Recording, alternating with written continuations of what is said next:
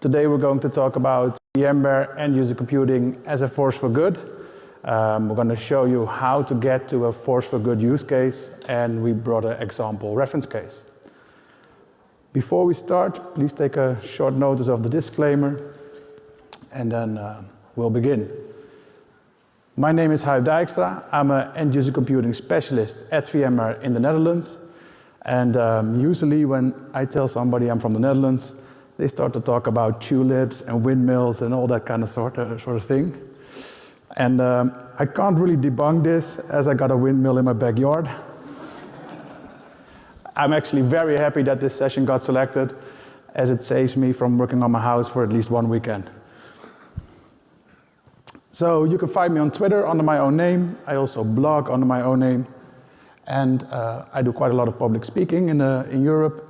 And I'm actually one of the founding members of the VMware EUC TechCon, a end-user computing user group in the Netherlands. And it's actually what links me to this guy. Yes, so my name is Johan from Amersfoort. I'm an EUC geek. I work at ITQ Consultancy based in the Benelux, where I am a tech marketing manager and focus on the delivery of content. So by any chance, has any one of you ever seen a video like this, a lightboard video? Oh, awesome. May that possibly include one of our lightboard videos? Great, cool. I blog under, pardon me, on vhoyan.nl, and last year I released a book called the VDI Design Guide, in which I completely describe of designing and building a VDI based on modern standards and based on outcome-based delivery. It contains a lot of industry-related information, such as healthcare, which brings us basically to our session of today.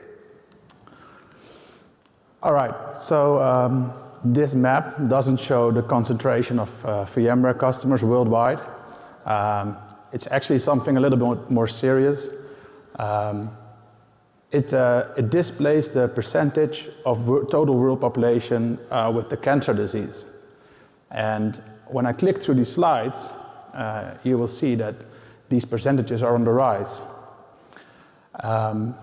Actually, when we take a look at last year, we've seen that 17 million new cases of cancer were discovered, and sadly we lost 9.6 million people to the deadly disease. We also got a new projection, and the projection is that this disease is still on the rise, and it's going to increase by 62%, looking at 2030.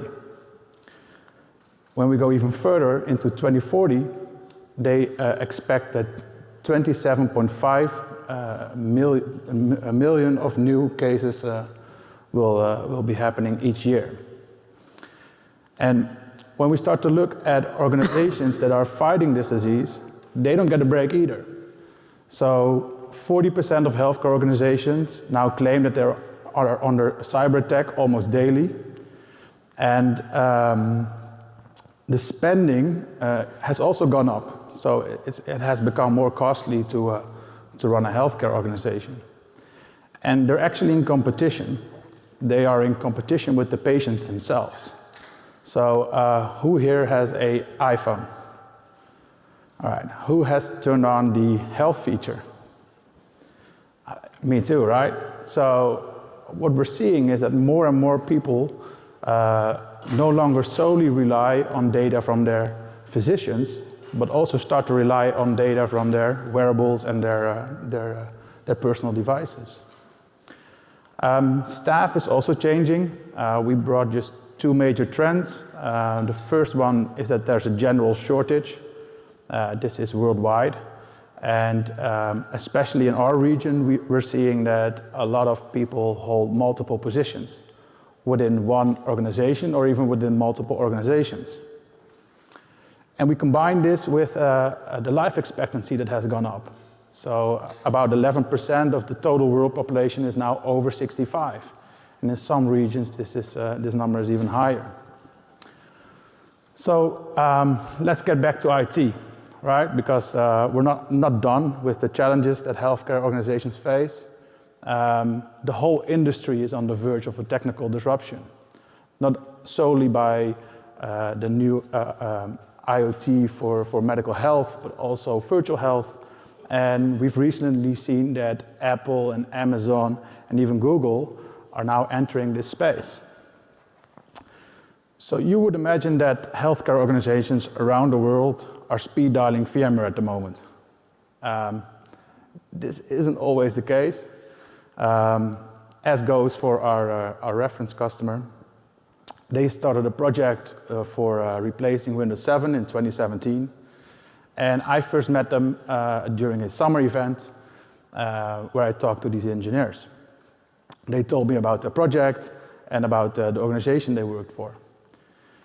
They worked for an organization that is both a hospital and a research center. Actually, last year, the research funding outgrew the state and local funding. So the research has become a very important bit. And when you go there on site, you will immediately notice it's a very high-tech facility, and they're very technologically advanced. They're among the top 10 of best oncology research centers in Europe, looking to be in the top 10 worldwide. So they house around 650 scientists and 185 medical specialists, and they treat around 106,000 people a year. And they play a very important role as they released 670 research papers. So it's a very important organization. After I met up with them in 2017, they selected a partner to guide them towards a new solution. Don't know exactly what happened, but that route failed, and they weren't happy with the partner, and it didn't end in success. So they tried a new route, and I got invited to host a keynote session. So I went over there, talked to C-level, talked to people from the organization, talked to doctors, physicians, and nurses, and as well as people from the IT department. Very awesome experience. And after that, they invited 13 solution providers to come along and to present to them how they might implement one of the 3 major vendor proposed solutions.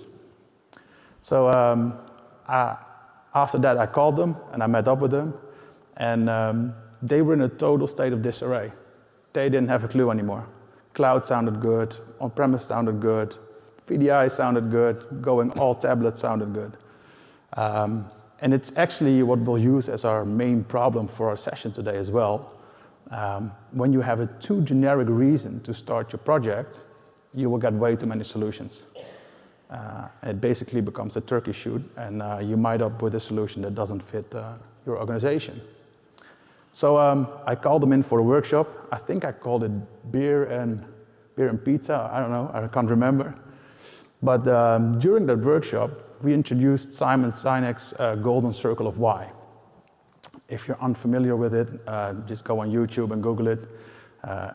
It was very viral, so it's easy to find. But what Simon states is that all influential leaders and all influential companies focus on the why bit, the motivation. So why do you do what you do? And we told the organization the same thing. So let's focus on why do you do what you do, and then figure out the rest from there. So then decide how to implement a solution that fits the motivation behind your project, and eventually implement the solution. We're going to use this same methodology for a session today as well, so you're going to recognize the chapters. By show of hands, who is already familiar by Simon Sinek's methodology? Okay. Good, fair amount. All right. So let's start with the why, the motivation. So you're going to run a workspace project. I don't know, all of you have been there probably, desktop 2.0 or remote working awesomeness experience project. Modern way of doing things, I don't know. And you're looking with your project team for fame and glory, right? Success. But your end user might just be looking for really cool water slides. So I think everything evolves around this, the end user. So I brought a couple of examples of motivations for workspace projects. First one, we already talked about it, Windows 7. Not really a good motivation for your project. I used Windows 7 for many years. It did what it needed to do. It looked pretty, to my opinion. Had a browser, had my apps. As a physician in a healthcare organization, I don't really care about a new operating system. So, not a very good motivation.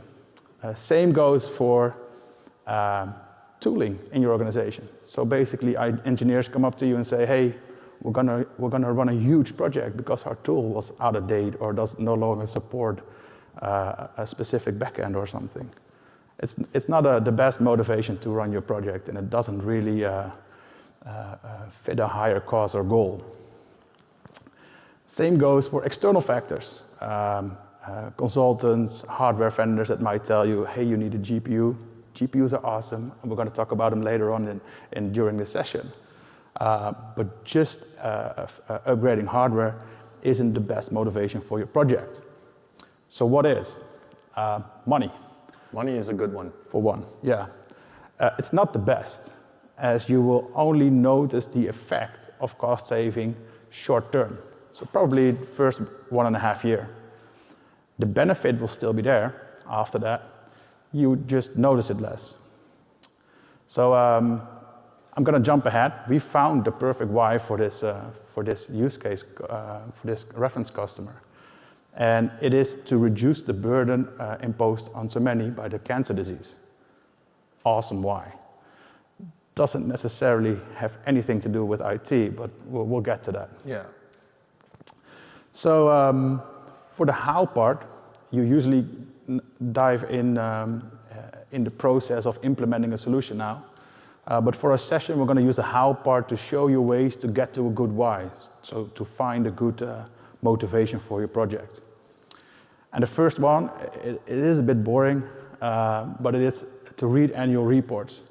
They're a treasure of good whys. So ambition of the board, focus areas of the organization, challenges. It is a great place to start hunting for a good why or a good motivation to connect with your project. Second one, this one I absolutely love doing as a consultant. I call them Back to the Future workshops. So it's a 3-tiered workshop. The first is going back into history and take a look at the history of, for example, end-user computing. Then have a second workshop where you look at the future. I don't know, are we going to have self-lacing shoes or flying skateboards? And then in the third workshop, you're going to do a gap analysis. So if we are going all in on the flying skateboards, what kind of infrastructure do we need? Awesome methodology to get to a good motivation of your project and to get to new use cases. The third one is more if you're seeking improvement. So if you already have a good solution in place, but you're looking to improve it, it's actually something a customer of mine did. They had a genius desk. It was manned by people from IT, from all sorts of life, so help desk until the project managers, IT managers, everybody did a shift. And people from the organization could just walk in and, I don't know, ask them to help fix their Outlook settings, or to walk in and to help solve a challenge. So I had people walk in with huge data sets and no idea how to abstract anything from them. So you start really to work together with end users from an IT perspective. The fourth is a methodology used by a colleague of mine in the Netherlands. She does Lego workshops. They're awesome. She invites everybody in, tells everybody to shut up, and hands out Lego kits. And everybody gets 60 minutes to build a new and exciting use case, and afterwards they can present to their peers. Also an awesome and creative way to find new and exciting use cases. So I brought more. My absolute favorite is the customer safari. Has anybody heard of this? No? Yes. All right. So the customer safari, it's very simple. You gather 2 teams, one from the business, one from IT, and IT is going to shadow the business. And you're going to cross-link those 2 teams. So somebody from the help desk might be shadowing the CFO, and your IT manager might be sitting in on an operation or surgery. They need to report in at breakfast, and they need to shadow their subject for one day until dinner. And afterwards you meet up and you discuss notes they made. So we had notes come in of just IT errors that our subject had during the day, and we had like real creative stuff come in for people that saw challenges in the organization. So in treating patients or, I don't know, mopping the floors, and where they thought that IT could help improve. So also a very cool workshop. And last, running interviews and creating personas. So you do interviews throughout the organization, you anonymize the data, and then you create personas. Personas are not roles, so a doctor or a nurse, that's not a persona, but we created Bob, I guess, with a specific set of characteristics. So Bob moved around a lot and connected with people a lot, but always on the same floor. That's a typical persona. And it's actually used by the partner that got introduced to the project. So they're no stranger. The partner was ITQ, and Johan's gonna take it from here. Yeah, so the last phase in Simon Sinek's methodology is the what, and that's what I like to guide you through. So one of the biggest challenges when adopting change, because we're gonna change something in the IT organization, is resistance. So by show of hands, who has experienced resistance when adopting changes in the organization? Right, so it's quite common.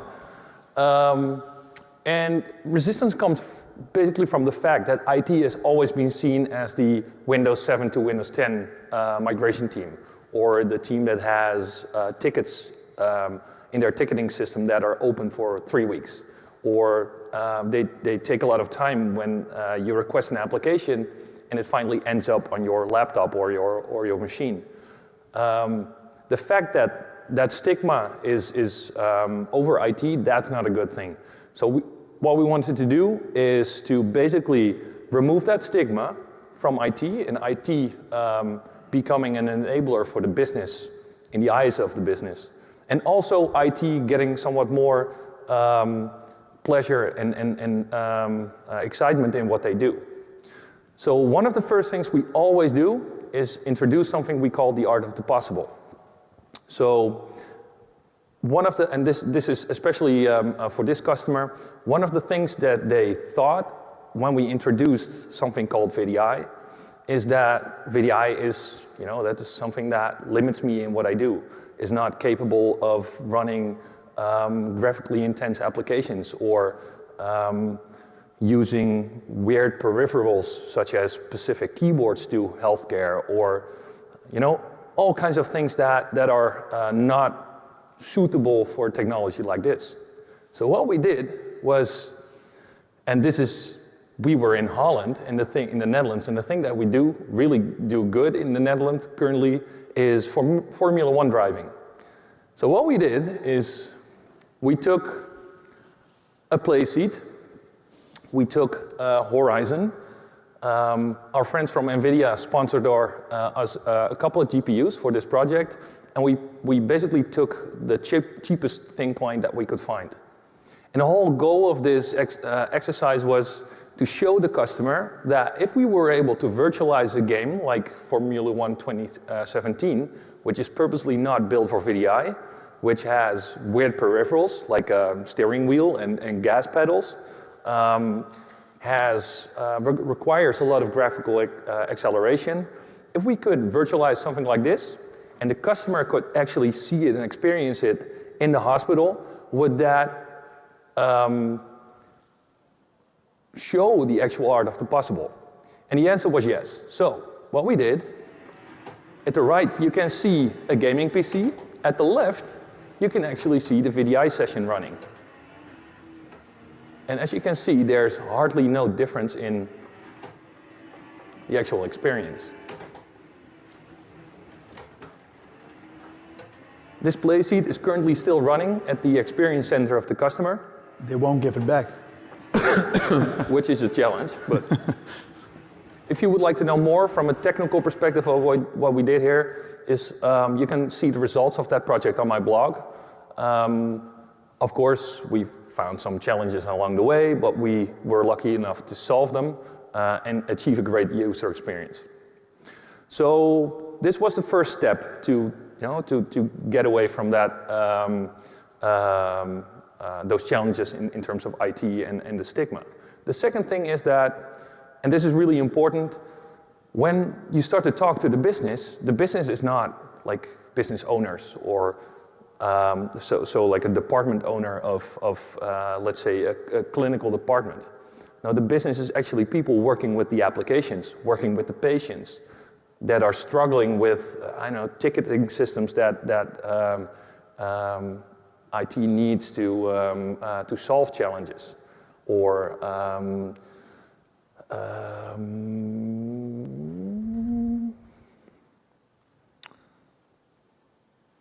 well, remote working, for instance. If they would like to work remotely, that's something you need to solve in this case.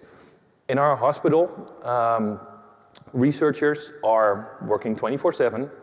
If their research is started and they go home on Friday night, if they want to check what the result is of their, or the status is of their research, they have to come back to the actual hospital to check what the status is. That's not something that you would like to continue. And by talking to the business and finding out what drives them, so in this case, those people are not getting paid a lot, and they have a high pressure on the work that they do. So we want to enable them to maximize their efficiency in their work.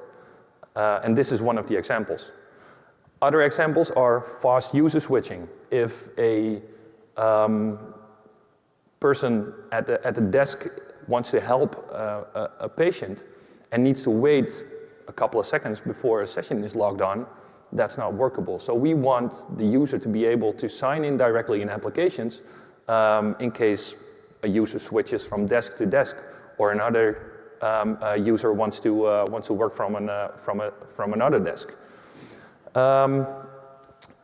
And what we also found out along the way is when we were talking to the research departments, and Huib already mentioned that most of the funding comes from the research departments, is that those research departments all own their own IT stack. They have over 30 research departments with over 30 different IT stacks.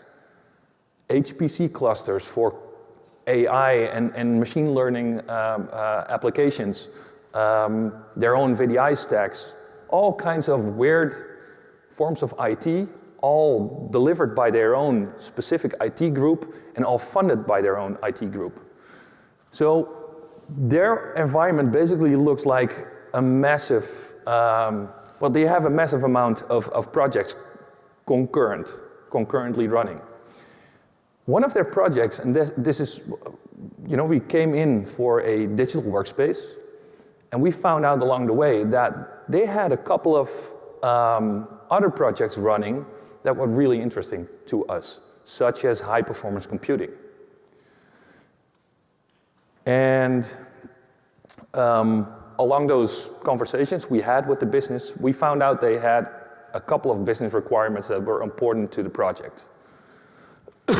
Pardon me. So when looking at the applications, both the modern applications as well as their high-performance computing applications and remote sessions, every application must be able to run on any type of device from any type of location. And we needed to support, and this is really important, traditional applications, which directly introduced VDI to the game. Especially with the next one, we needed to have a high availability for all those applications.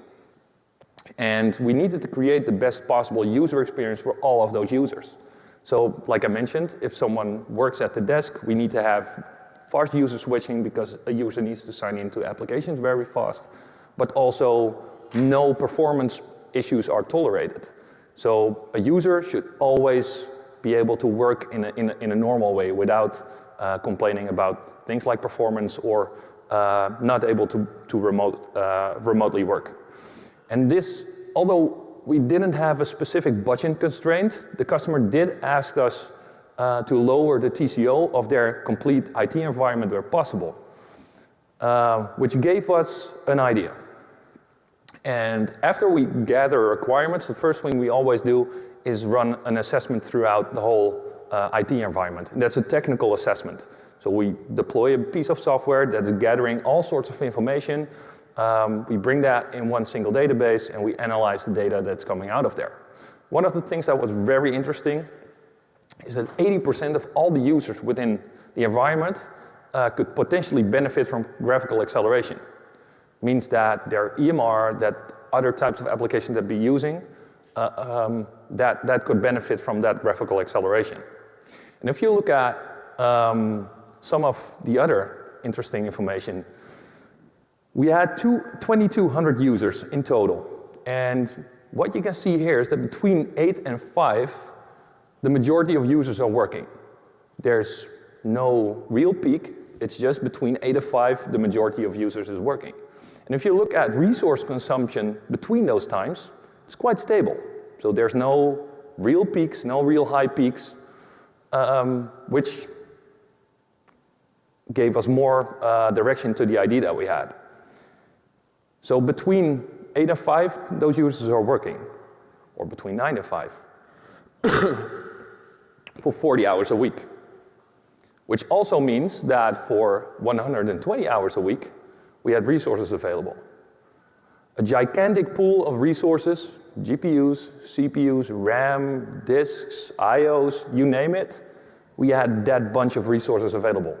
So what's the first thing that comes to mind if you have such a bunch of resources available?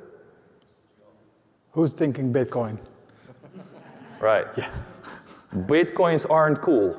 Pat Gelsinger said it yesterday during the keynote. What is cool is a Beard coin. All jokes aside, what we did is we brought everything to the drawing table and we started to design conceptual architecture. And the conceptual architecture that we designed is called VDI per day compute per night. Has anyone ever heard about that term? Okay. So what we do is basically in the morning we make sure that we spin up a lot of desktops containing applications. Could both be Linux or a Windows desktop, that doesn't really matter. Users are able to work, so as soon as they start to get in, they can work with their applications. And at the end of the working day, so after peak hours, the desktops that are not used anymore, we decommission them, and the ones that are still being used, we consolidate all of those desktops to a couple of hosts, just a couple of ESXi hosts. So we free up a massive amount of resources. And what we then do is we spin up compute workloads. So compute workloads that are able to process high performance computing applications. And one of those applications, I showed it yesterday in another session, is the optimization of X-ray and microscopic images. The process of optimization of those images takes a lot of time, takes a lot of resources, and now they don't have to invest in additional resources anymore, since that could run on this platform. So just before peak hours in the morning, we do the same trick all over again. So the HPC nodes that aren't used anymore, we just migrate them to less hosts, and the other hosts, we free them up, resource technically spoken, for VDI. And the whole process runs every 24 hours.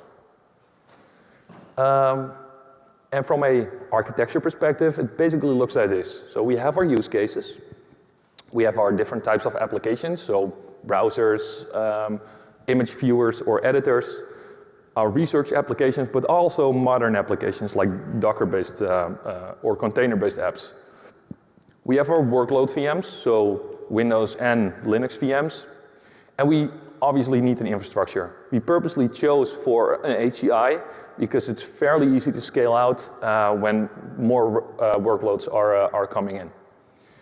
Finally, or almost finally, we need obviously some management to manage all those VMs, all those sessions, and we need some form of automation to, for instance, consolidate those VMs, free up resources, things like that. And because you don't want to have security issues between those different types of applications, we introduced microsegmentation with NSX. So the whole thing is secured as well. Obviously, in projects, not always is like everything is like how do you call it? Best of the best. Yeah, you always find out challenges along the way. So one of the challenges we faced was that the customer already purchased licenses, Workspace ONE enterprise licenses, which basically means that you aren't allowed to run containerized VMs, for instance, on that environment from a licensing perspective. You're only able to run desktops or servers that contribute to that desktop platform, such as a domain controller or a SQL server on that platform. But we're creative, so we solve that. So look at an HPC VM. So this is a computational workload VM that runs at night. It has the obvious resources. It also has GPUs with course and video memory. It has an operating system, in most cases Linux. It has system agents such as the VMware tools, which is essential for a VM. It has a container engine, in this case NVIDIA Docker. And on top of that, NGC containers running those applications. A VM like this cannot run on the environment unless you install a Horizon agent on it and suddenly it's a desktop. He sells licenses, so. No, I don't. Another cool thing of Horizon in this case is that Horizon does cloning. And suddenly we are able to spin up more machines, decommission them based on the demand. So this is really cool. Right, so the results of the project is that eventually, as a result of the project, we were able to run multiple different use cases on the same platform. Not only those VDI-driven those VDI-driven users, those clinical users, those supporting users like IT or HR, but we were also able to run those computational intense workloads at night. We were able to lower the TCO because if you look at the total amount of projects that they have, we could just merge some of those projects that required investments in additional hardware on our platform. Always a great advice, buy licenses after the project is finished or after a design is finished. Mainly because if we could deliver different products to achieve the same goal, we would probably have done that. As you can see, we were running containers. If it were up to me, we would probably have been running PKS instead. But in this case, we solved it with a in a creative way, which leads to basically the fact that VDI rocks. Right. All right. So we've shown you how to get to a forceful good use case, and we've shown you an example case. So yeah, as of now, we all hope that you go out and find these new and exciting use cases. And when you do, find us on LinkedIn, Twitter, send post pigeons, I don't know. But keep us up to date. We'd love to hear about your project. Yeah, and we're not sitting still. No, healthcare isn't sitting still either. No, so although Johan is still very much involved with the project, together we've been looking at a couple of new and exciting use cases. So we've already started on our next year's presentation probably. First one, Pardon me. Improving waiting experiences. It's a long time dream of mine to help healthcare organizations improve this. I hate the fact that when you're sick and you go into a hospital, you have to register at a desk and sit around for 2 hours or longer just to hear that, hey, your blood work is okay, and sit around at that desk for a couple of hours. I think we can do better. So I'm looking towards maybe, I don't know, doing something with apps where you can check in and where you can read about the procedure you're about to have, and the physician can maybe send you some instructions like, hey, don't eat before tomorrow.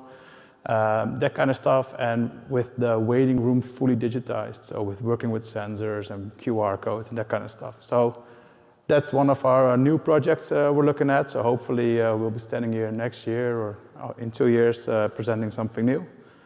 And the second one, you can actually check out. I got asked by a group of academic hospitals to start research this use case. And actually, I created the slide before I'm aware of the next bit. VMware already does something in this space. I found out here at VMworld. It's called Project VXR. There's a booth on the floor. Who has already done the VXR experience, the spatial computing one? If you haven't done it, please do it. It's so awesome. Yeah, I highly recommend it. So the way I see it being used is I want to connect patients virtually. So there are lots of patients that are really sick and hooked up to machinery. I want to see if VR can help alleviate the pain. So let's test some 3D apps that might relieve pain, or test with noise cancelling, especially for people with tumors in their head. Noise cancelling can do a great deal. But what if you could virtually log in and connect with other patients and maybe with other doctors, maybe even doctors from different hospitals, which basically saves you a trip over there. And you could look to through your health data from your phone and your wearables you've gathered, and maybe look at the real-time sensor output of the machinery you're hooked up to. So this is a new project I'm currently researching, and yeah, the project VXR from VMware looks very promising, and I'm already in contact with the team. So yeah, I hope to tell you all about this hopefully next year or the year after that. So yeah, the lessons learned for us is, I think, get creative, find a way to find new use cases and great projects, find your why. And I think the biggest lesson we've learned is to really team up. So in my case, don't just invite the vendor to do a product pitch, but invite the vendor to join your project team, explain the challenge to them, and start a thinking tank and start tackling these challenges. And in this case, we teamed up with HPE, with NVIDIA, with us as a consultancy partner focused on VMware technologies, with VMware, but also, if you look at the future, the whole hospital is equipped with modern Wi-Fi and telemetry devices and that support, for instance, if they, and this is a great use case, they have a lot of wheelchairs in the hospital, but they're always gone. They're always in some corner where you cannot find them.